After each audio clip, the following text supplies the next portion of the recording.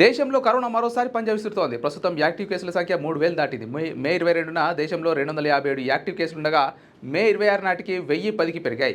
శనివారం నాటికి 3,390కి చేరినట్లు మంత్రిత్వ శాఖ పేర్కొంది. గత 24 గంటల్లో 685 కొత్త కేసులు నమోదయ్యాయి. అత్యధికంగా కేరళలో 1,336 కేసులు ఉన్నట్లు కేంద్ర ఆరోగ్య మంత్రిత్వ శాఖ పేర్కొంది. మహారాష్ట్ర, ఢిల్లీ తర్వాతి స్థానాల్లో నిలిచాయని చెప్పింది. ఢిల్లీ, కేరళ, కర్ణాటక, యూపీలో ఒక్కొక్క కేసు నమోదైనట్లు తెలిపింది. భారతదేశంలో కోవిడ్ పరిస్థితిని నిశితంగా పరిశీలిస్తున్నామని వైద్యాధికారులు తెలుపుతున్నారు. ఇన్ఫెక్షన్ల తీవ్రత తక్కువగా ఉందని, ప్రజలెవరూ ఆందోళనకు గురికావాల్సిన అవసరం లేదని సూచిస్తున్నారు.